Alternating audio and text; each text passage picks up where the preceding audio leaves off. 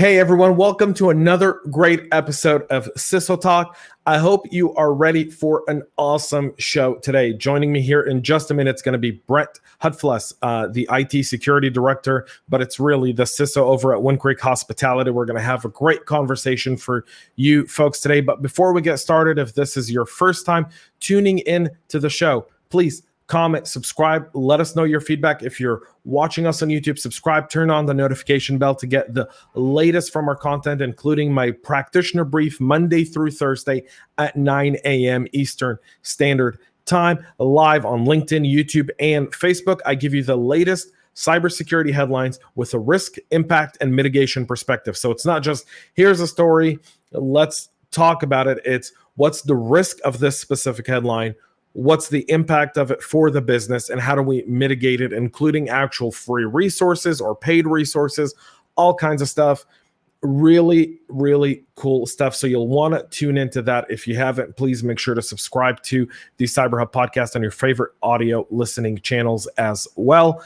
Today's show is supported by our friends over at KnowBe4 and Wistic. So for those watching us, their links are in the show notes. And for those listening, you can also find more about them in the show notes. Now, without further ado, let's get this party going, guys. Here we go. Brent Hutfless joining the show in 5, 4, 3, 2, 1. From the CyberHub bunker and studio, you're listening to the CISO Talk podcast. No sales, no bullshit, just straight talk. Straight talk. And now for your host and CISO, James Azar.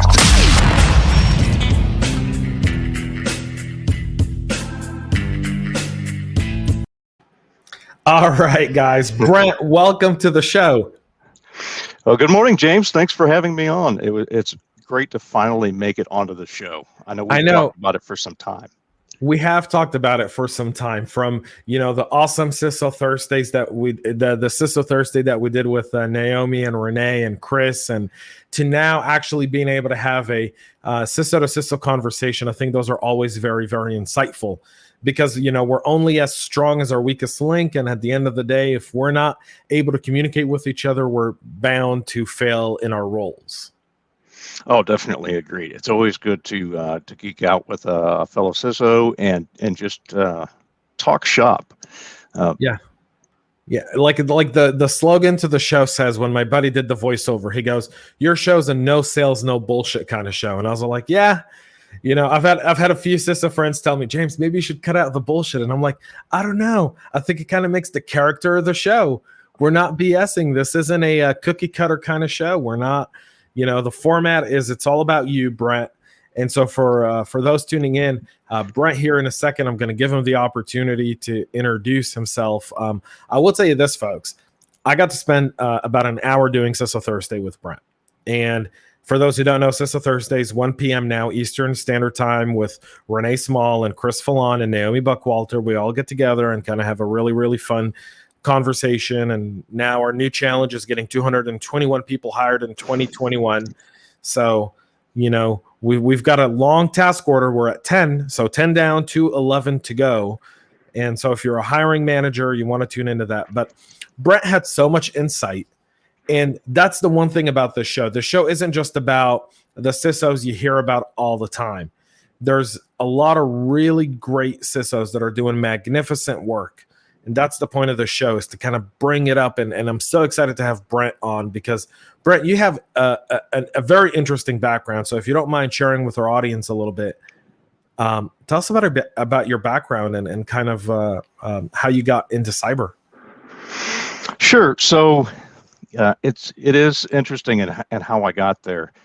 I started off in the U.S. Navy back in the early 90s and worked on a reconnaissance platform and dealt with encryption, segmented networks, and some very interesting toys, and didn't really think of it as a security-centric role or even dealing with security. There really wasn't a security field that was around IT at the time. So I, shifted from dealing with an operational role, went to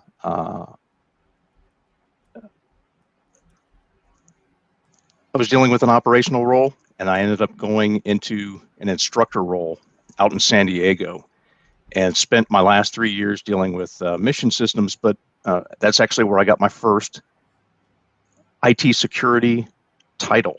So it was a terminal area security officer, and just dealing with, at the time, a very small network, security around it. Some of the early security solutions that you had in the late 90s, back before there was CISSP certifications. A lot of the certifications, or even a lot of the tools that we think of today. Back then you're looking at antivirus and firewalls, and that was pretty much it. So got out of the service and worked for Raytheon, AT&T Government Solutions. Did a federal civil service stint, and worked for, aviation, training,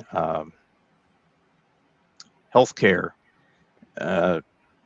Went to work at another contractor, Austal, building ships. So dealt with manufacturing and some of the same network types that I dealt with when I was in the military. And then about 3 years ago, made a very sudden and dramatic shift away from DoD and military-centric networks into gaming and hospitality, which was an industry that I never saw myself working in. So it brings quite a few challenges. You're dealing with gaming machines, hotel networks, hospitality. You've got, I couldn't even tell you the thousands of dual connected machines that sit on the floor and flash colorful lights and sounds at everybody, and you're not thinking of those as these network devices. But it's been a lot of fun trying to wrap my head around this new challenge, and it's provided me with a lot of opportunity to grow over the last 3 years. It's kind of a long-winded intro, but no, I mean, people's backgrounds are people's backgrounds, and I think doing over 100 episodes of CISO Talk, everyone's got a different story to tell, and I think those stories are important because it kind of it lets anyone listening who's thinking about becoming a CISO to understand that there's no one singular path to becoming one. So, I mean, that's the beauty of cybersecurity, is there's no singular path to being a cybersecurity person. You can be a lawyer and still be in a cyber. You can be an operations person and still get into cyber. You can be a cashier at Costco and still get into cyber. Really, all it takes is just the passion and the drive to want to be in it. And your background is awesome because, one, thank you for your service and everything you did in the times that you served our nation, both in uniform and as a civilian. And now, with doing it as now you're a private citizen, and it's a little weird to go from, government to private, isn't it? It is. And one of the things that was surprising is I remember having a conversation with our CEO not long after I started, and he was asking me, so what do you think about all of our regulations? And because the gaming and hospitality industry is very regulated, especially on the gaming side from a financial standpoint. And it's like, honestly, it's refreshing. I know you think it's heavily regulated, but this is far and away easier from a regulatory standpoint than what I was used to dealing with. And I think that kind of surprised him and a lot of people is, if you don't work in the federal sector, if you don't work in that type of industry or space, you really don't know what you're missing out on, and it's just a lot of headaches, it seems. So yeah, it's a lot of headaches, and it's a lot of red tape and politics. And not to say that those don't exist in the private sector. Sometimes they're worse in the private sector than they are in the public sector. But when you're working in the military and you spend a lot of time outside the system, meaning in this contracting roles for, the Raytheons or, the military Big Five, The Boos, the Raytheons, the Lockheeds, the BAEs, and Boeing, and all those guys. You kind of end up in a perception where you go, really? Like, this is who we hired to do? Like, wow. Wow. And it changes so often that, if you look back to where we started off, I'm going to date myself a little bit with the Rainbow series. And, that was very, very early, framework or attempted framework around security. And, that evolved into their first special publication, 800-53. And you look at what those early editions were maybe you had a couple hundred pages worth of documentation.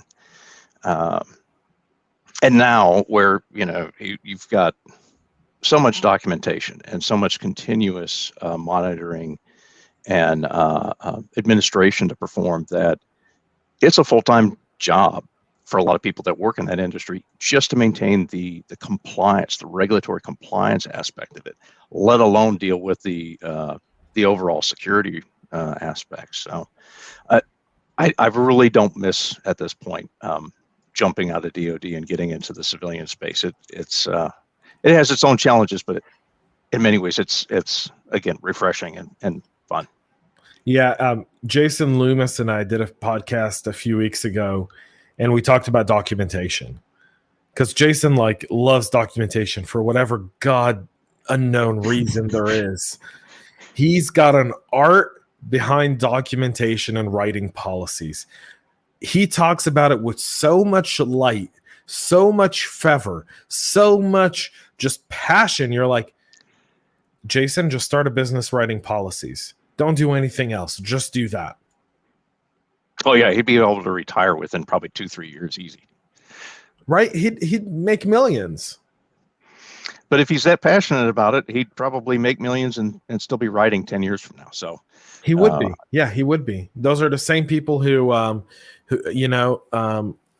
still do work in their 70s and 80s. I mean, they still wake up and drive into the office and kind of go about their day, and they won't get out of routine. And you love those kinds of people, because those are the people who inspire us the most.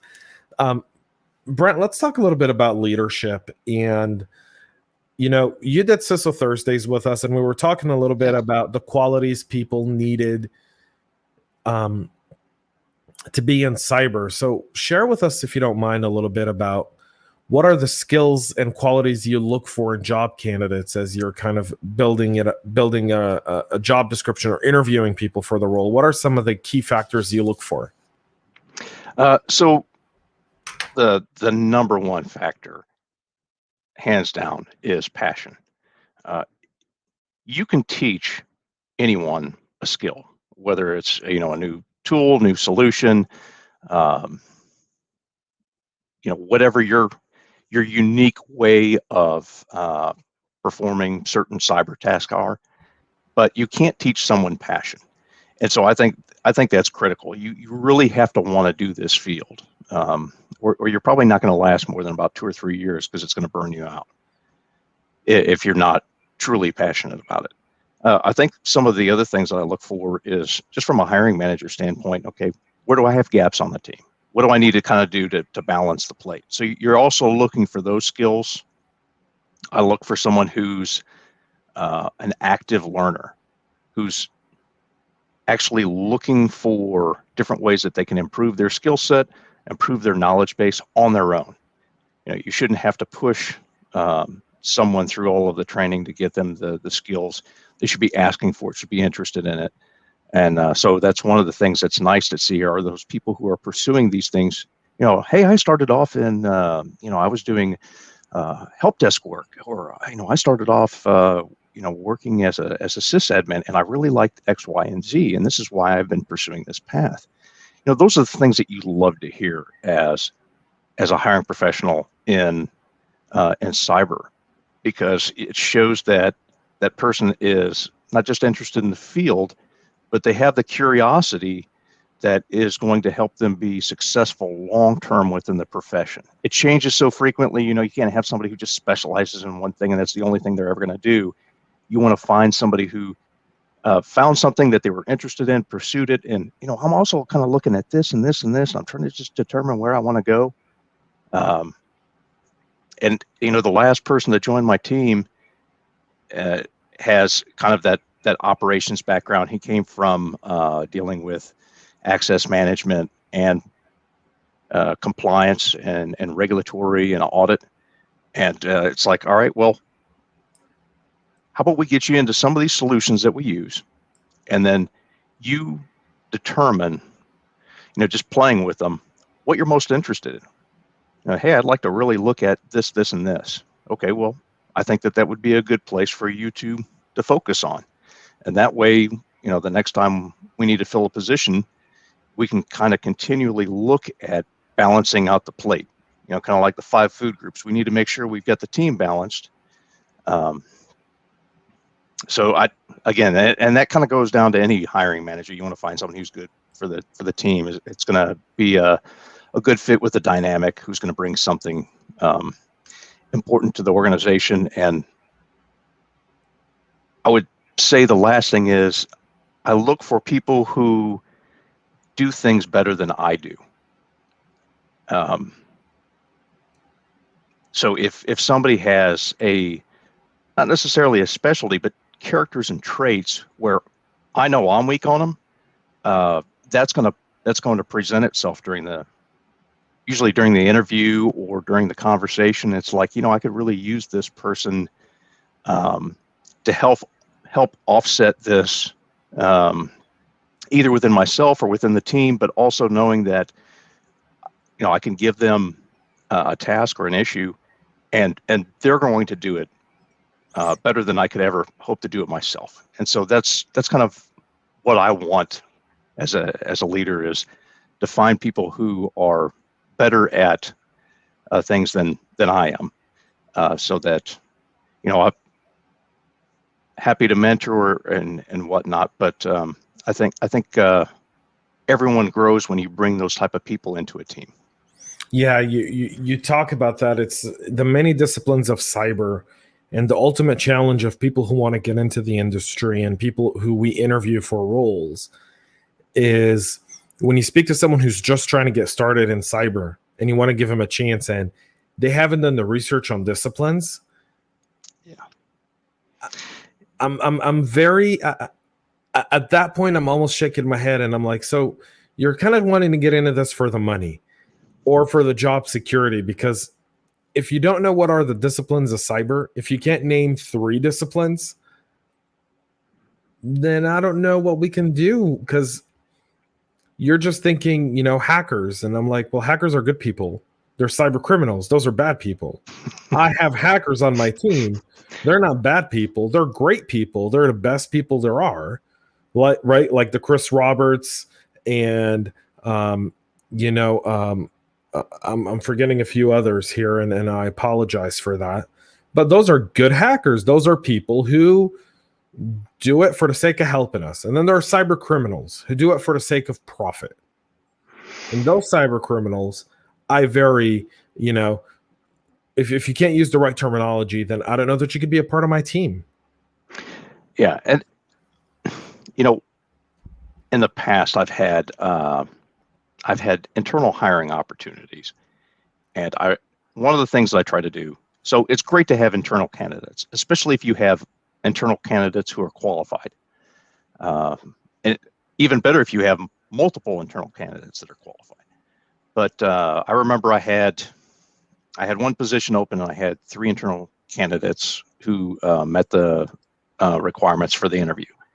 And my hardest task was telling the 2 who didn't get the position why they didn't get it.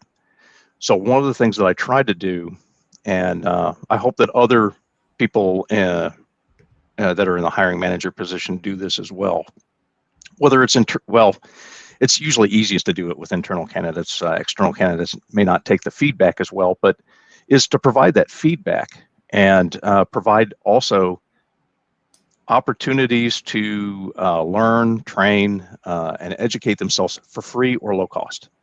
So I would provide them a resource list and say, okay, if you're interested in this, here are some free opportunities to learn more about it.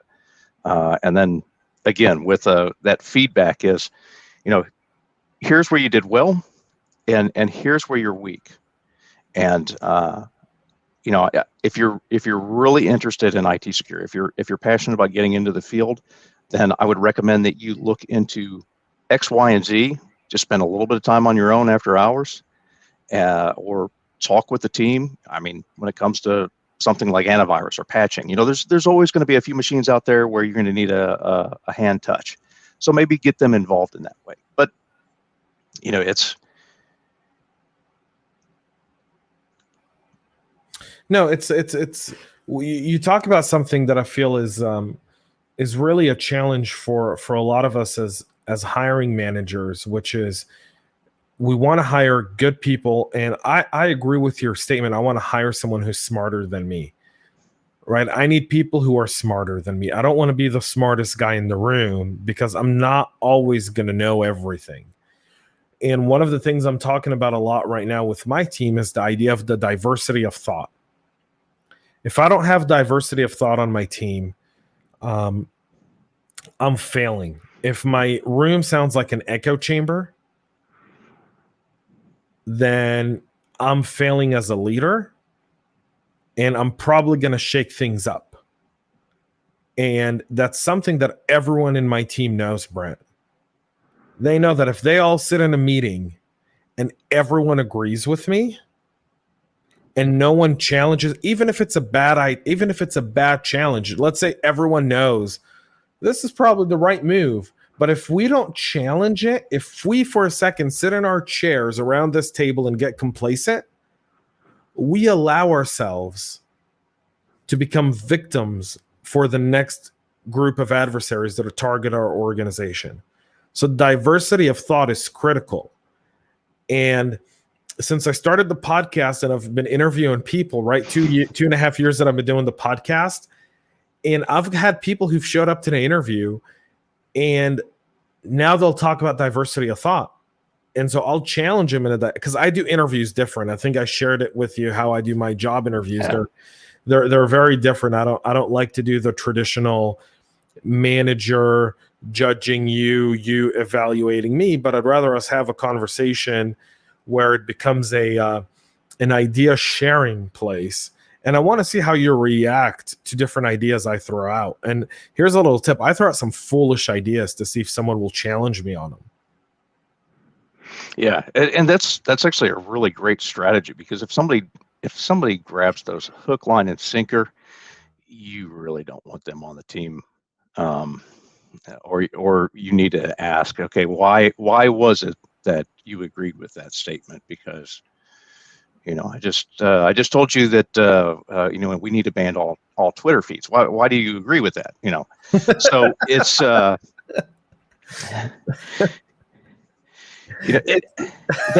is a really good strategy. I'm going to have to toss that into mine.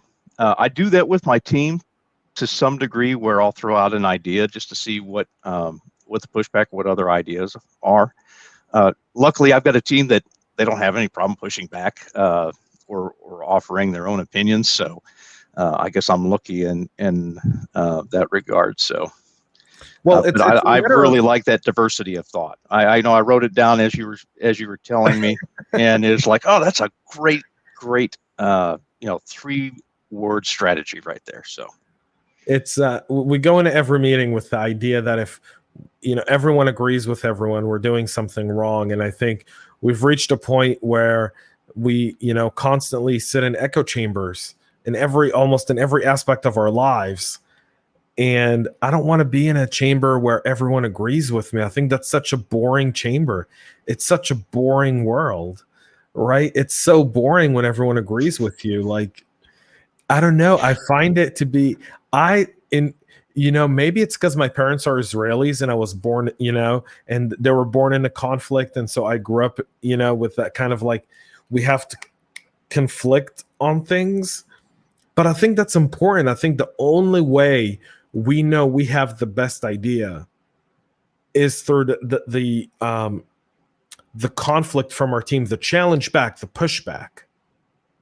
Yeah, it's a real life vetting process. Right. You toss your idea out there, and if it makes it to the end, great. But if you toss your idea out there and it's tapping out, and somebody else's idea takes hold, and you end up with a better solution, then how do you lose? Even as a leader, you tossed your idea out there, but it turns out that it wasn't better than anybody else's, and you're going with a better solution because you simply put it out there and gave your team an opportunity to shine and give you an opinion based off of their experiences. Right. Which hopefully they're in the trenches more than we are at this point. So you want that kind of experience. They are. When we're in the military, right? I was intel. The guys that went before you, the people who you got the intel from, the people who just came from a place where you're trying to go and get more intel in order to secure a successful offensive or defensive of a place, right? The people that are in the trenches that did that first or second battle, that's the most important intel I'll get. Mm-hmm. Those are the people I want to listen to. I don't want to listen to some guy sitting, thousands of miles away in some office somewhere trying to tell me what we should or shouldn't be doing. I want to get the intel from those guys. I want to get the information. I want to hear what their thoughts are so that I can, in my place, analyze it and provide the best course of action and know what kind of intel am I going to be looking for, right? There's so many different ways to look at it. And in security, it's funny because I feel like when we come from the service, everything kind of relates to that. We can always take an example from something from the military and go, yeah, here you go. This is it. Well, it definitely offers a unique perspective. A combination of the training, the environment, and locale. It definitely changes your outlook on not just life and business, but just I think on everything. It gives you the ability to look outside yourself, and I think that's important. Yeah, you've got to be able to do that. Let's talk just briefly here before we move and talk a little bit about cyber. When you look at leadership from, we kind of spoke a little bit about leadership right now, you and I kind of sharing our ideas and whatnot. But what about outside of cyber? What are some of the tools or best practices that are needed for CISOs to reach out across the business and really build a cyber culture, a security culture within the organization? So communication. I think communication is truly the key. And that's beyond cyber. That's key to any vertical. Whether you're dealing with technology, you're dealing with communications, marketing, operations, it doesn't really matter. Communication is the best way for us to get the point across, sell our product idea or budget, our requirements, but also it's the only way we're going to get the buy-in.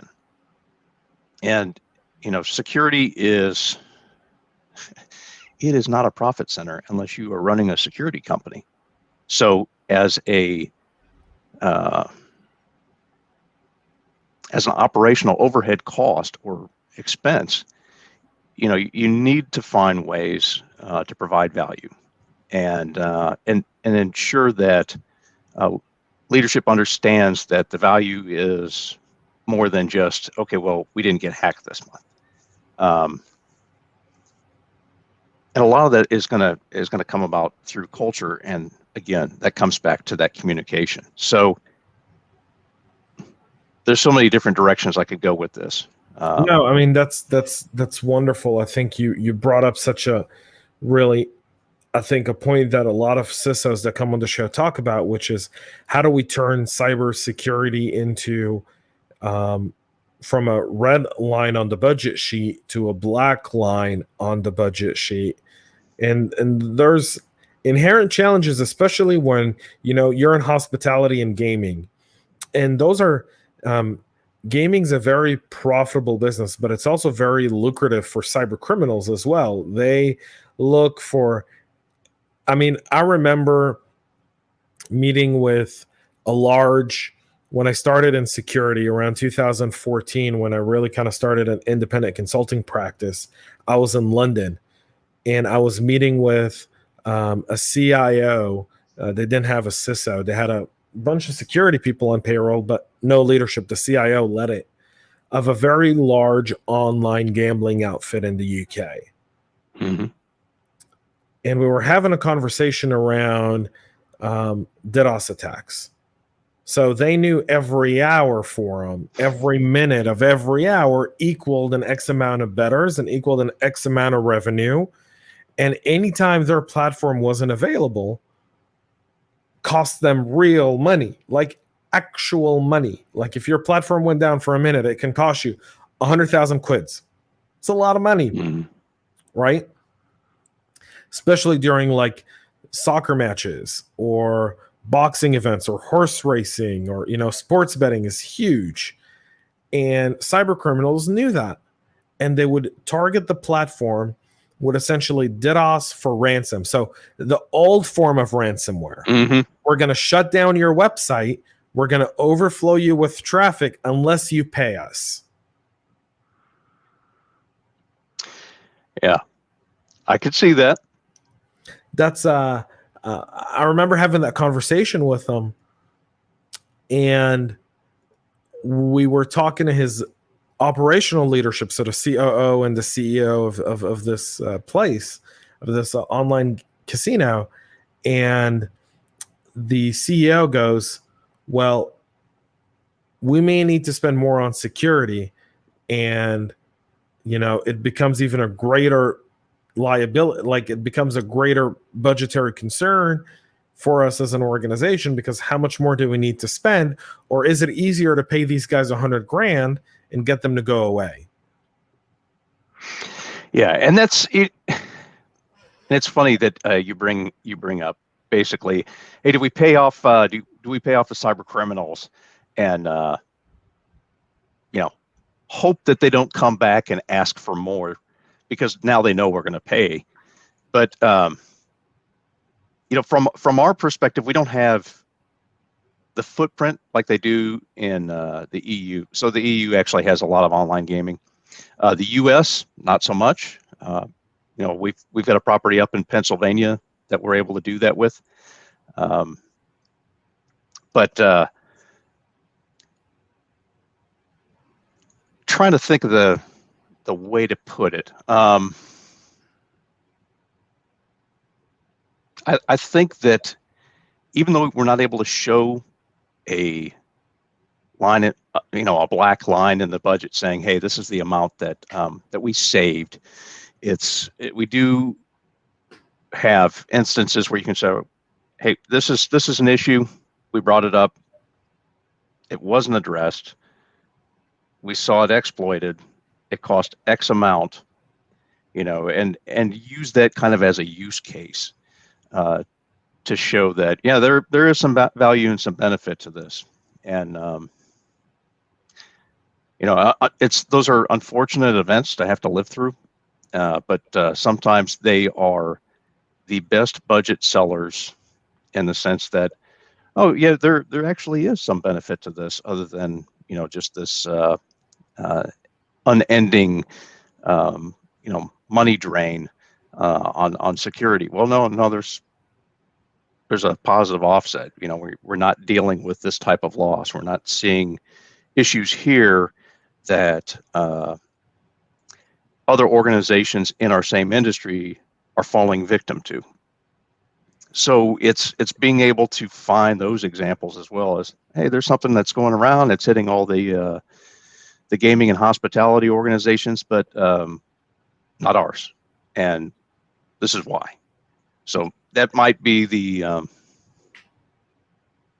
selling point for now. It's still kind of hard to capture it. It's like life insurance. I think, you know, in the EU, like you said, gaming and hospitality are far more online and more widespread. The footprint is much greater than in the US. In the US, As much as I think everyone in the US would love to have gaming be completely legal across all 50 states online, Vegas and Atlantic City would throw a fit over it, because they'd feel like people wouldn't show up to the casino anymore. But I think we've proved the fact now that in COVID, right, people still want to go places.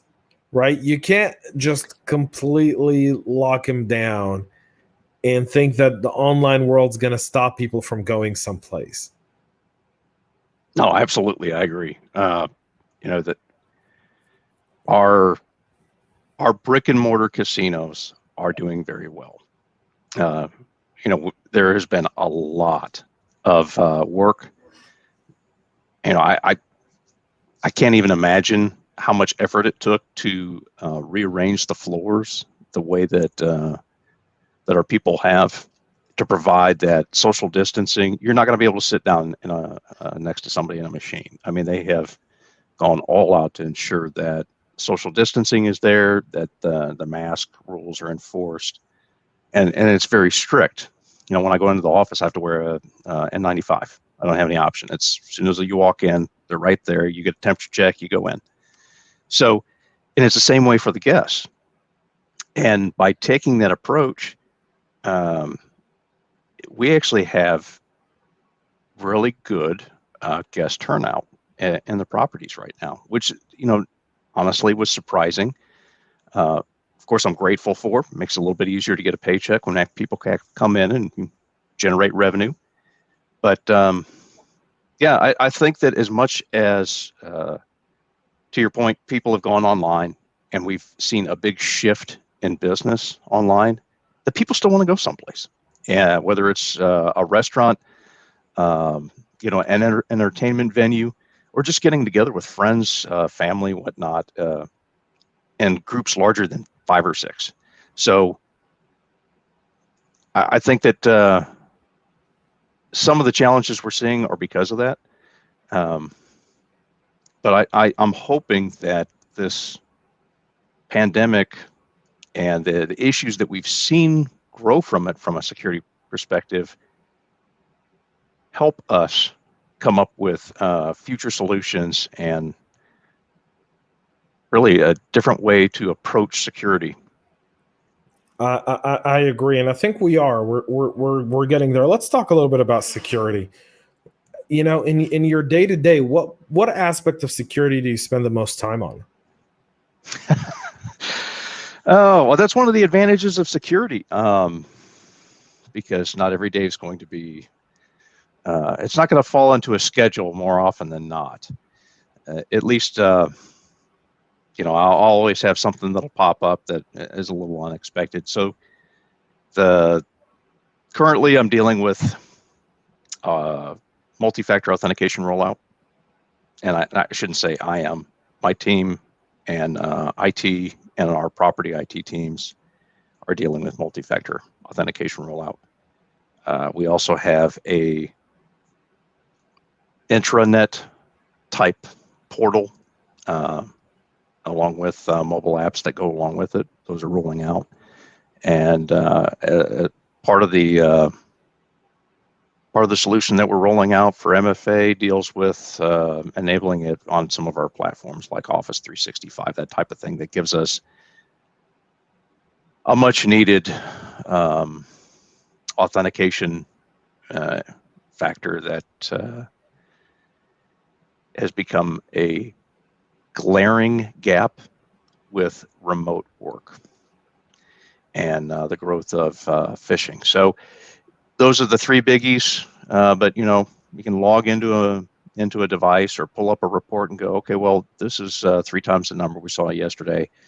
So now you're shooting off emails or you're looking in that environment just to try to find out, get your finger on the pulse of, okay, what's happened in the environment in the last 24 hours or since I left work yesterday. So with my environment, just looking at it, the sheer quantity of data is enough to be overwhelming. we've got 10 properties, and if you were to walk into any casino and look at say one of the slots on the floor, and think that slot machine has 2 network connections, and then multiply that by the number of slots. So there's a lot of internal traffic generation. So it keeps you busy.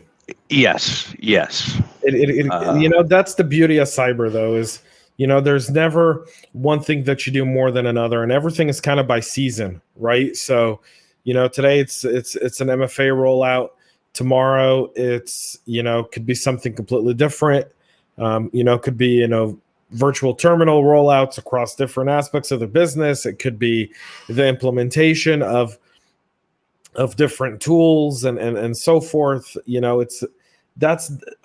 I love seeing you talk about that, because it kind of shows the diversity of things in security that very few roles in the organization and in business and in life give you that kind of wingspan to say that I can do all kinds of things in a period of a day. I can go from looking at network security to data security to working with DevOps on a new product to dealing with possible vendors or partners of ours who have some security questions for us about an integration or data processing or data storage. There's so many different really interesting aspects of it that there's not a boring day, and no days are alike for a cybersecurity leader. Yeah, if you like constant change, security is a great field. And to your point, talking about the different things that you can use. So I mentioned a few of those projects. You've also got the firewall placements. You're doing rip and replace when you do an acquisition, or there are just no end. There's no end to the tasks, and some of them are a lot of fun. And some, if you're dealing with regulatory and audit issues, you're having to answer questions. Oh, how are you doing this? Can you show me the last 3 months of this report? Those are probably the less entertaining portions of it, but you're not going to be able to sit down with a day planner and schedule out your next 40 days with any high level of accuracy. So maybe it's good that I am in the gaming industry. There are some odds there. It's I put a post on LinkedIn last week, and I said, outside of the role of the CEO, the role of the CISO probably requires the most diversity set of knowledge of any other role in the business. Simply because if you're, a CFO, you need to understand the business and finance, and that's about it, and a little bit of risk and insurance. If you're a COO, you need to understand operations. That's about it. You're a CMO, you're a marketing and sales kind of person. You're a chief revenue person, you're a salesperson, right? And that's where it kind of all ends for you. But as a CISO, well, I need to know how sales operates. I need to know how marketing operates. So I need to understand those 2 lines of business, and I don't need to understand them from what we do. Like, we do Google AdWords. Wonderful. I could care less, right? It's more of, who are the partners that you have? What kind of data? Because to me, a lot of times, the greatest risk for my organization is sales and marketing. Oh, yeah. You get into the into sales and marketing, and now you're looking at rogue IT operations, more or less. Oh, yeah. Well, we moved this out to the cloud 2 months ago because it just streamlined our operations for us. Well, did you happen to think about talking to anybody about it before you did that? No. Signing a contract, or yeah. So, to your point about that background, you get to spend a lot of time dealing with vendor management, contracts. How many managed service agreements have you looked at in your career? You could probably write one in your sleep. And sometimes I dream about them. They come in my dreams. Here's a managed service agreement. Yeah, and it's funny because you do have an opportunity to play in so many different arenas. It's in some ways it is a case of jack of all trades and master of none, but it also provides you such a rounded, robust background and experience by the time you've made it to that leadership level where you're fairly competent anytime you want to pursue any given strategy or path, because you may not know it from A to Z, but you've got at least 20 letters of the alphabet covered. So yeah, I mean, I'm a firm believer in that you don't need to be the master of all those different disciplines across the business, but you need to have really good you need to be really familiar with them, and you need to be able to understand how to get security integrated into those specific operations. I mean, pre-COVID, we had so many people traveling in our team, right? That I used to have a rule of thumb, which was don't open your laptop at an airport and access any company system at all while you're at the airport, unless you're sitting in a chair with your back to a wall. And we literally did an entire training for our sales people.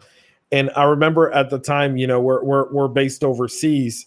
So we went to our local airport overseas where most everyone flies into or out of.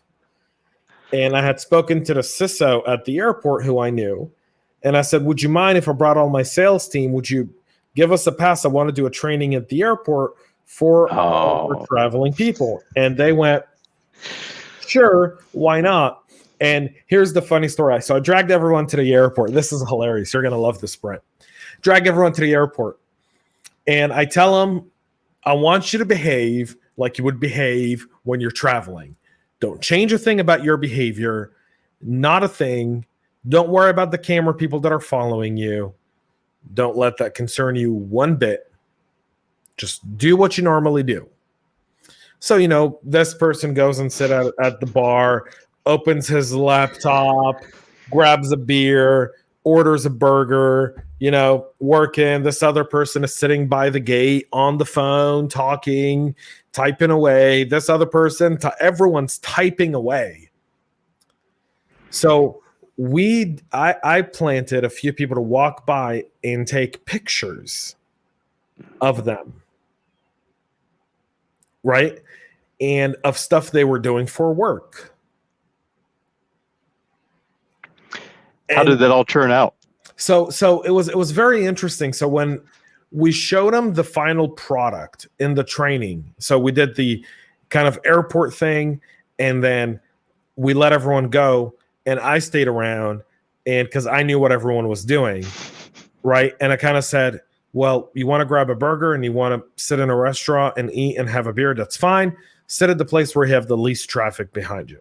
So always face the door, never face the window. Yeah, it's nice to look at airplanes, but guess what? When you look at airplanes, someone else is looking at your screen.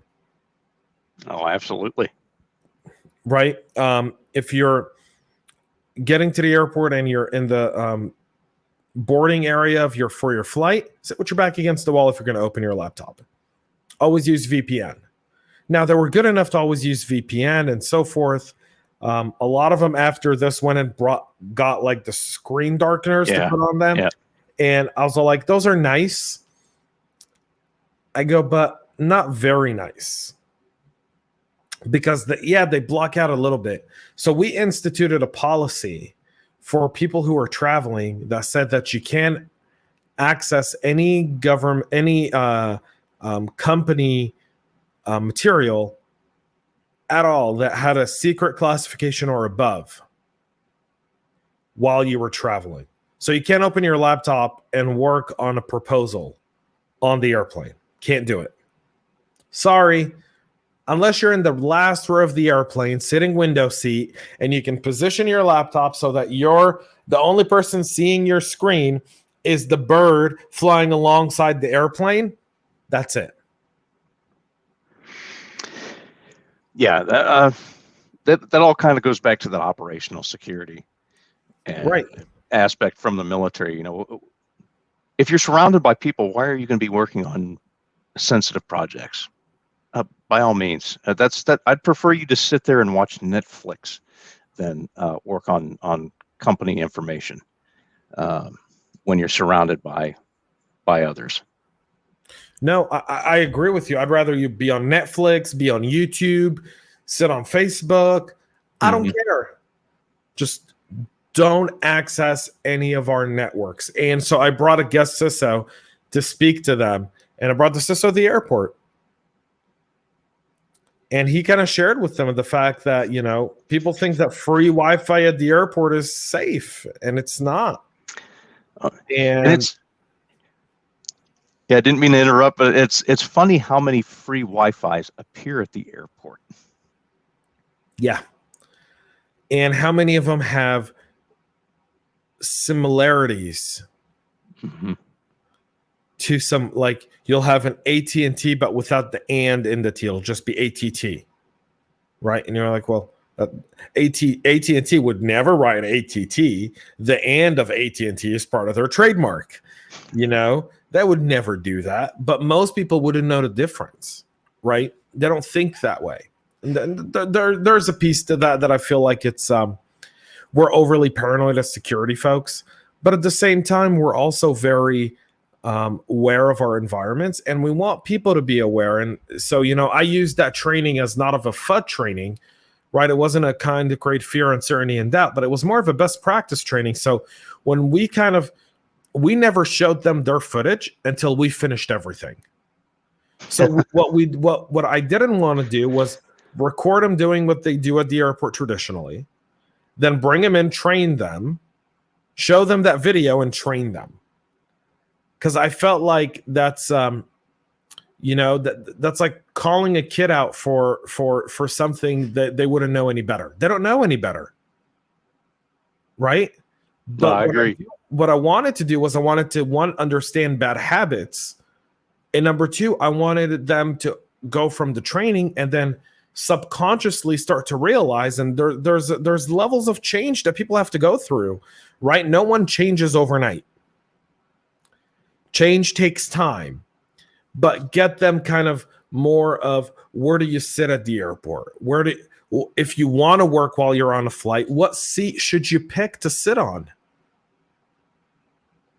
Right? Yeah, and that's that cultural change, you know, so you're implementing cultural change slowly. And that seems to be the way that change is adopted best, is incrementally, and, you know, just a few bites at a time, you know, how to eat the elephant. And I'm sure that that was probably a lot more effective what you did than if you had taken the opposite approach, where you just came in and did what you said you didn't do, you know, as far as the training, and then, you know, you've got the video and the training, and then you know,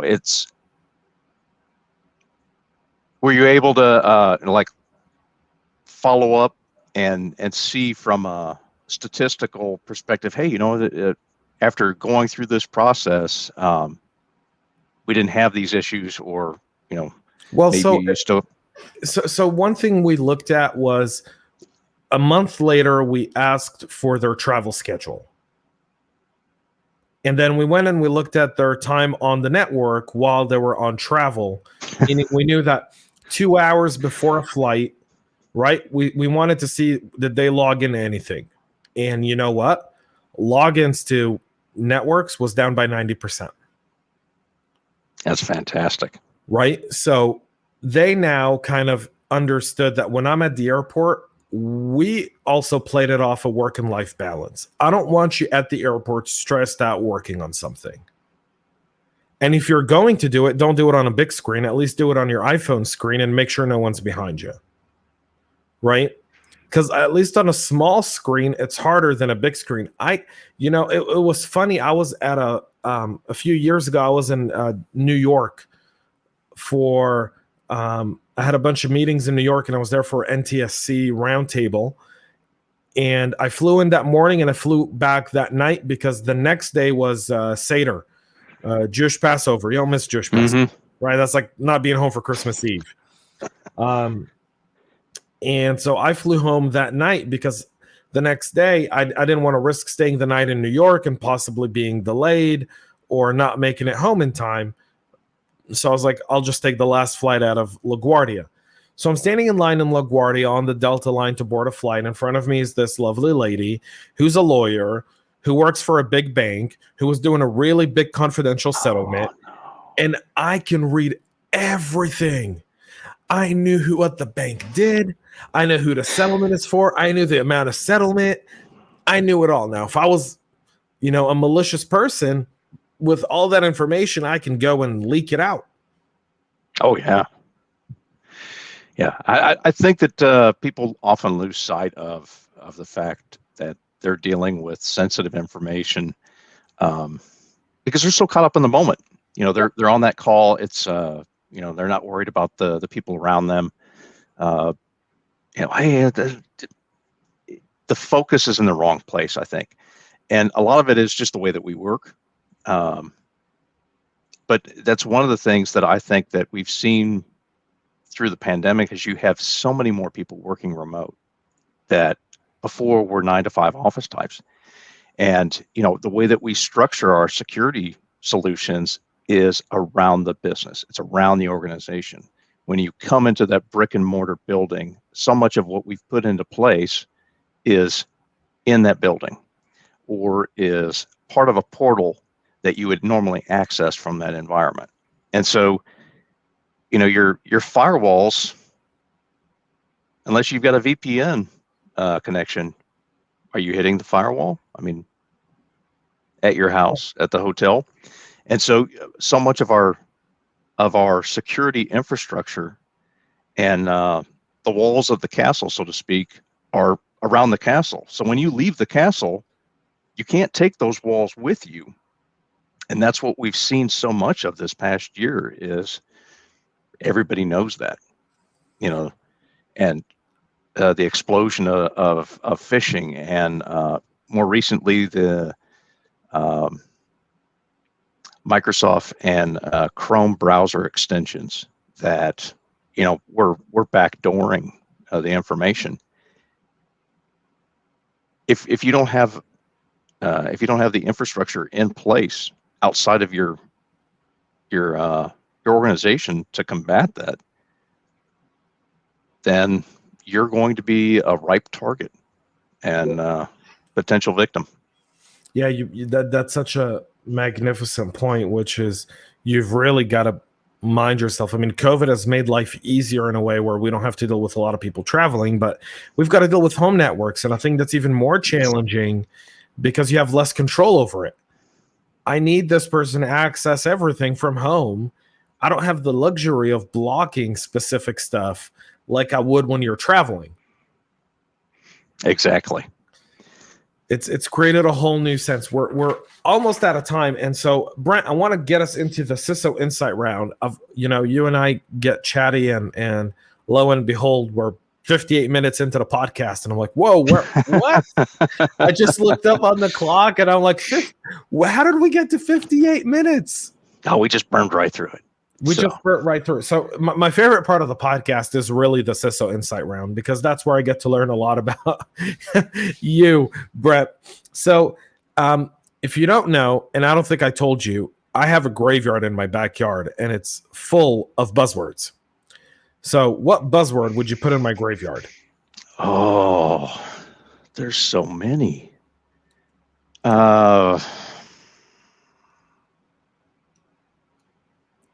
I don't have a favorite buzzword that I'd like to see go away because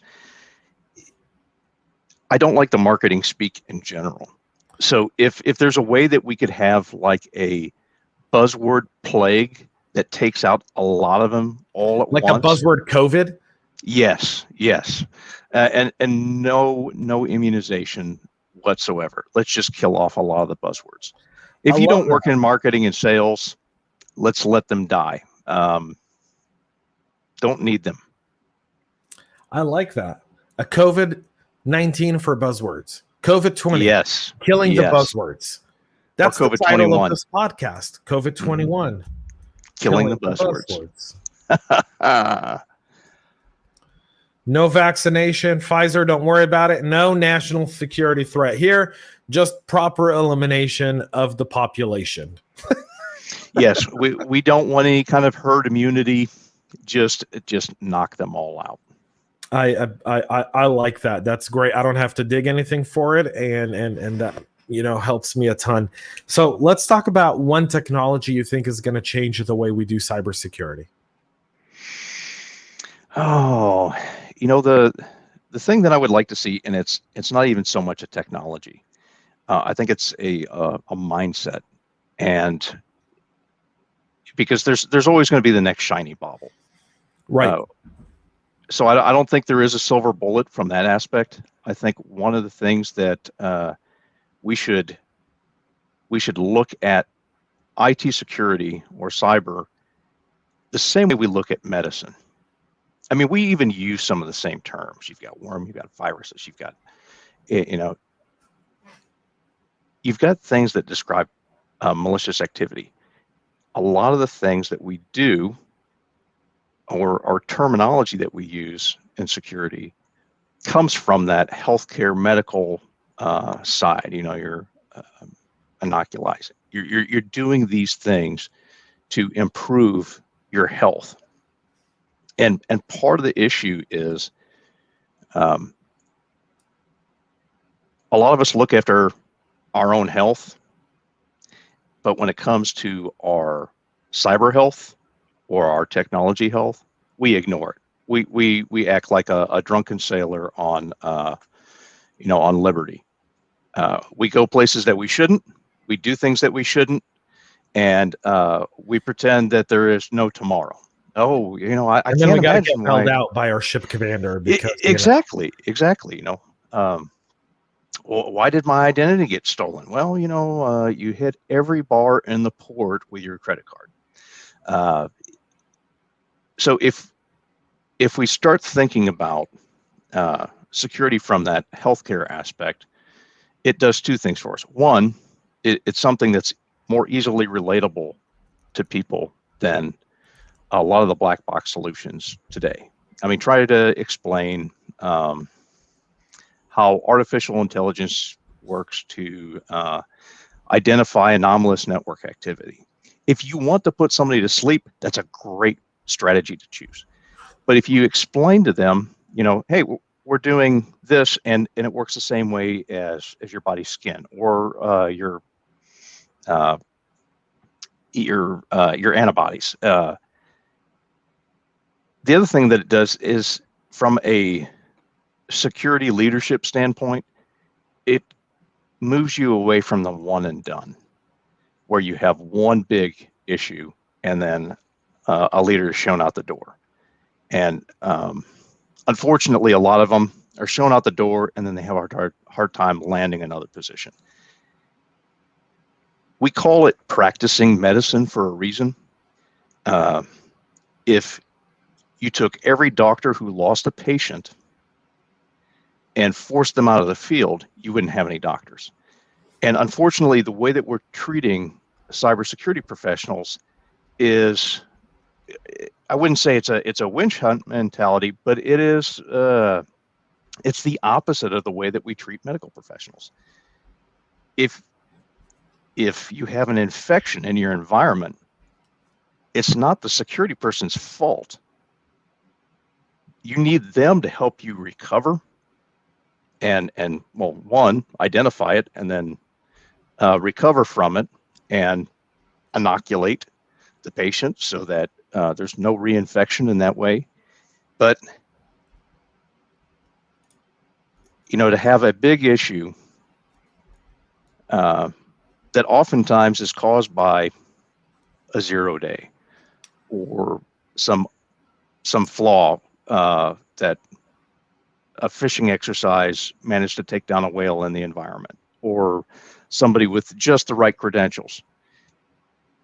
It's not fair to the organization, and it's not fair to the security team to be lambasted or blacklisted or were pushed out of the environment because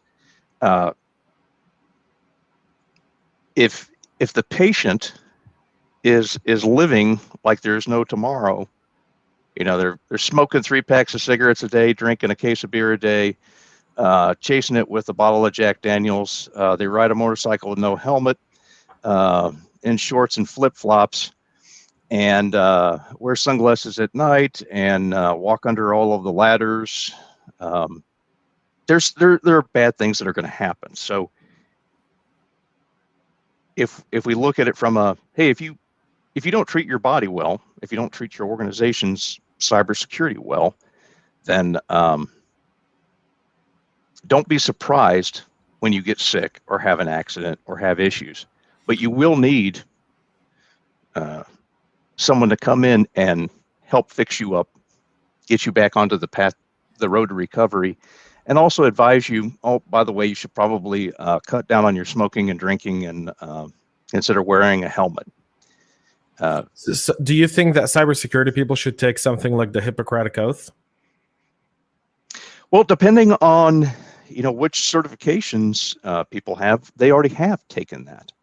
If you look at a lot of the certifying bodies, they do have essentially an ethical oath requirement that But it's not. So the Hippocratical Oath, which is do no harm. Do no harm. It's very interesting because Jacqueline Jane, who's my co-host on the Other Side of Cyber that we do every Tuesday evenings at 8:30 Eastern. Sorry, I had to do a little self-promo there. But she posted something yesterday where she essentially said, do you think cybersecurity professionals, anyone who goes into cyber, should take an oath like the Hippocratic Oath that doctors and nurses and everyone who's in healthcare takes? And if they don't uphold that oath, then they're essentially disbarred and sent away. So meaning, if you're in security and you're negligent and you allow your systems to get an infection, meaning it's snowing outside and it's 20 below and you walk outside without your shirt on with flip-flops and short pants and you go, I love it today, I'm the king of the world, right? And you get sick, and you kill your patient because you went out and you did that and you came and you infected 7 of your patients and you got them all sick because of that, then you probably shouldn't be a doctor anymore. Oh, that's true. I do think that there are already oaths or agreements that we make when we go through that. I just want IST Squared had one. SANS used to have one back in the day. I know, but I want one for everyone. Oh yeah, I want it to mean something. Yeah, well, but that's one of the issues is, if you're a good guy, it's always going to mean something. You actually don't need that oath requirement because you're going to do the right thing regardless, because it's part of who you are and your behavior. So it's not so much that, hey, I agreed to this and I signed this paper. It's more of your personality intrinsically. And those who are going to bend the rules, move from the white into the gray into the black areas, it doesn't probably matter what they scribble down on a piece of paper. But I think it does. See, I disagree with you there. I actually think it does. I think it does matter. I think most people that go into the healthcare field and go into Medicare and want to take care of patients don't do it out of a sadistic need to want to do evil, right? I mean, those are far and few in between. I mean, anyone could name a few bad apples, but overall, the general mass of the population is very good.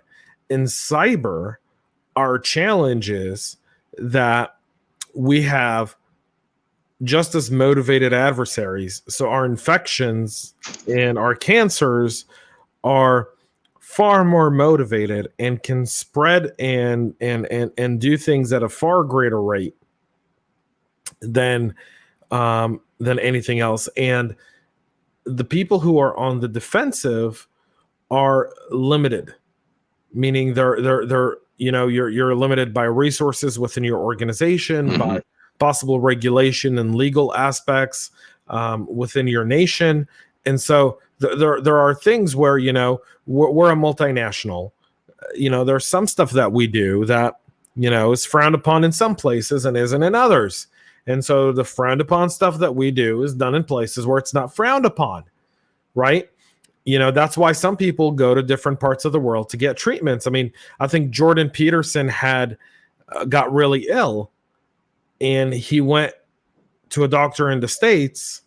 He went to a doctor in England, and he ended up going to Russia because the treatment that he was getting in Russia wasn't going to be one that they would ever approve in the US or the UK. So the best of our doctors couldn't give him that. So he ended up going to Russia to get it. Full knowing the risks completely that I may die in Russia. I mean, I don't know. It's a very, very interesting topic here. And I hate that you brought it up an hour and 10 minutes into the show. Yeah. And I was, you should have started the show with this. We could have been. Yes. That was such a great thing. I'm actually going to cut that part out and just post it on its own. So people can actually catch it, because that's comparing cybersecurity to healthcare and kind of viewing it the same way, especially in terms of a CISO's job security, right? You don't fire a doctor for killing a patient. I mean, there was an entire show about a doctor doing a crazy thing. It was called House. Yes. That guy never got fired. No. And again, it's practicing medicine. Well, we're practicing security. Our patient is an organization. And, we if we treated it the same way, and we looked at it as not so much if you get sick, you don't die every time you catch a cold. So why are we treating every outbreak, every issue that happens in an organization like the end of times? Because it's not. Such a good point. That's such a great point. All right, but let's. So, what's the last book you read? So I'm trying to think of it because I'm reading one now. What are you reading now? Here, let me grab it real quick. So I do audiobooks. I've got a lot of windshield time, and so let's see. The last one that I read. Let me pull it up. The Spy Who Came In Out of the Cold. Got that one. The Tale Teller, and How Successful People Think. And another interesting one is Atlas Shrugged. So those are probably all within the last 2 weeks. So you do get a lot of windshield time. I'll be glad to go back to my windshield time real soon. So I'm really psyched. I'm planning my first in-person event for the end of April here in Georgia, but like I said, over the summer I'll be in Israel, and I'm really psyched about that. I'll be spending a month recording in Israel, so it's going to be a great time. So I'm looking forward to those podcasts. My brother made it over there 5 years ago, maybe 6 years ago, and it looked beautiful. I've never been, and I'm hoping to make it there. Go back if you go back to my podcasts over the last 2 summers. I spent the last 2 summers in Israel. Summer of 2019, I took a delegation of CISOs with me, and we went to Tel Aviv University Cyber Week, but it was a non-vendor Cyber Week, meaning we didn't visit any vendors, we didn't get any pitches, we just met with our peers at other organizations across Israel and learned from them. So it was a very, very fun trip, and I've got a ton of pictures of just ton of videos, all on social media. You should check it out. I definitely need to. What's the last movie you saw? I saw a portion of Wonder Woman. A portion of the new Wonder Woman? The new one. WW84, yeah. Yes. Brilliant. What's your favorite music, Brent? I don't have a favorite genre. I used to be a heavy metal guy, and Okay, I guess can see that. I probably listen to more alternative these days. Yeah, that's about it. What's one thing you took away from SolarWinds? That was a surprise in the sense that we weren't affected. But I think what I took away from it is the fact that you can have a vendor that is trusted by so many organizations, and has a leader, or at least a pretty good sized role within the security industry, that may not always practice what they preach, and you could fall victim to the vendor or supply chain attacks that have been used to target so many other industries. Welcome to 2020 or 2021. Redo. Do as I say, not as I do. Yeah, and I think we all kind of fall into that. It's probably human nature that we don't always do what we know we should be doing, which kind of goes back to that healthcare piece. It does. But, it does. Yeah, we should be doing better, but we're not. SolarWinds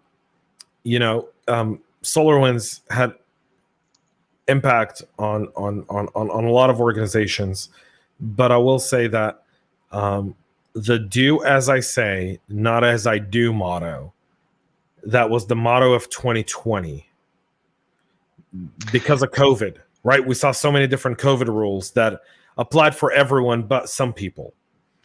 And in security, we see the same thing. All these different security rules that apply for everyone but the person giving that rule. And with SolarWinds, I think that was heightened. And I think the complexities and the sophistication of SolarWinds also showed a very patient adversary, a very calculating adversary, and it showed all the lack of failures along the way. So when you look at the Florida water plant thing that happened, oh yes, they had so many controls in place. There was maybe 0.5% chance that that attack would have been successful in terms of making it to the population, not in terms of actually doing it, because they did it. But when they did it, the human element stepped in. The human looked at it and said, that's not right. We need to fix that. Hang on. Boop, boop, boop. Reversed it. But I've read, right, that they had 3 other stopgaps down the line. So before the water would have made it out, they have sensors in there that actually monitor these levels in the water. And had the water been at that dangerous level, what the hacker had set it up to be at the time, what the criminal set it up as, then it would have never made it into the population because they just had so many different controls in place. And let's not forget that last summer, Iran did something very similar in Israel. They attacked an Israeli water plant and tried to raise the level of sodium hydroxide in the population. So this isn't it's an attack that hits close to home because it's Florida. It was a city right next to where the Super Bowl was on Super Bowl weekend. Yes. But at the end of the day, they had enough stopgaps in place, right? And I think that's something that SolarWinds didn't have. Yeah, and it makes you wonder whether it was, a lot of what you encounter if you're not starting from a new organization is you're dealing with sins of the past, and the strategies of the past and some of the unknowns. Trying to think, the Donald Rumsfeld, the known unknowns and unknown unknowns. And for an organization like SolarWinds, which was, far different when they had a smaller client base, and they probably didn't go back and check and fix the things as they increased in size. Maybe they had a inorganic growth model. And I'm not trying to make excuses for them, but I think it's easy sometimes to be ignorant of past decisions that come back to haunt us. Because from a security perspective, we have to be right every time. And our adversary only has to get lucky once. Yeah. And with those kind of odds against you, there will always be some sort of checkbox, flag, or indication that somebody should have noticed earlier that is the avenue for a successful attack. And if we didn't have such a large environment from a regulatory, from a technology, from a business perspective to look at and cover day in, day out, because while we sleep, those electrons keep on flowing. Mm-hmm.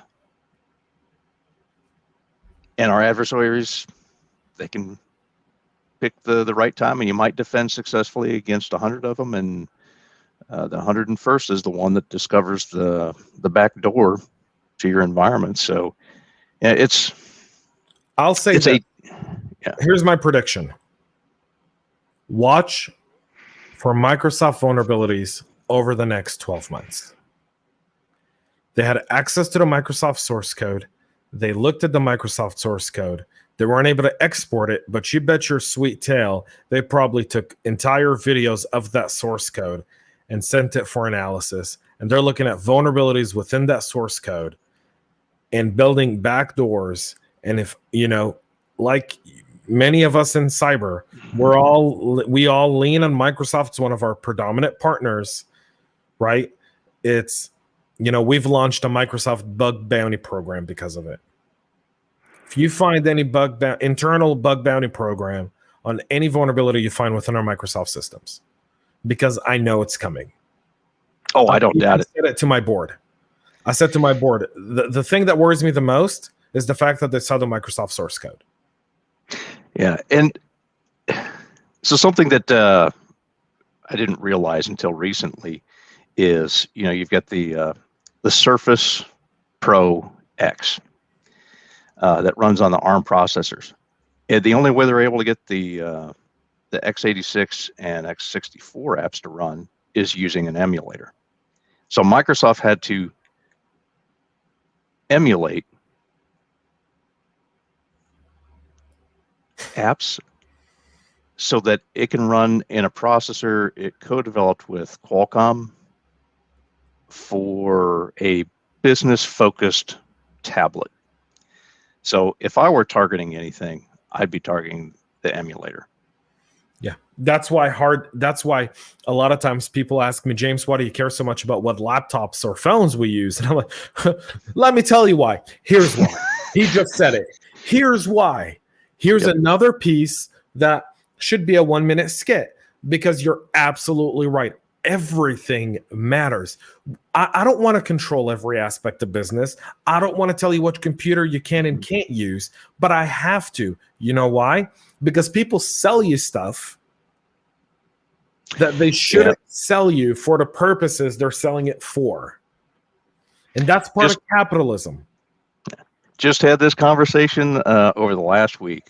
Hey, I understand you don't want us to get the surfaces. Why is that? And so I just kind of went through that and explained it real quick. And it's, I went from it from a performance standpoint more than a security standpoint. But I did mention, and by the way, most endpoint protection solutions won't work on these devices because of that ARM processor, because you don't want to have to rely on the operating system's emulator so that you can access the processor. That's right. In today's environment, that's not how you do it. You go to the architecture. And so, if black hat folks out there, go ahead. I'm sure a million of you have already thought of this, but Surface Pro or ARM processors, that's your key target right now for x86 or x64. Anytime you have to emulate every application out there that you need to use an emulator for to access processor or system resources is a phenomenal target, because now you can inject anything into any application that runs.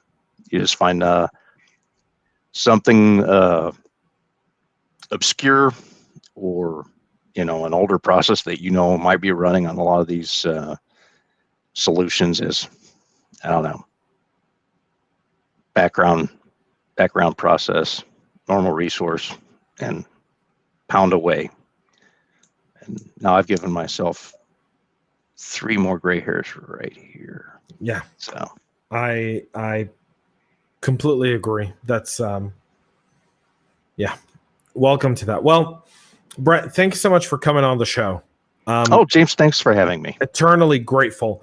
Folks, Brent Hutfless over at Wind Creek. Make sure his LinkedIn profile has a link in the show notes. You guys can connect with Brent and get more wisdom out of him. And remember, if you use any buzzwords, it's COVID-21. All buzzwords are destroyed. The killing, the buzzword. That's the 2021 disease.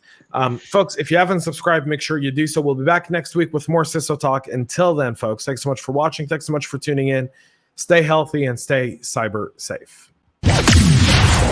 Make sure to subscribe to our podcast and share it with your friends and colleagues. And get all the latest information at cyberhubpodcast.com.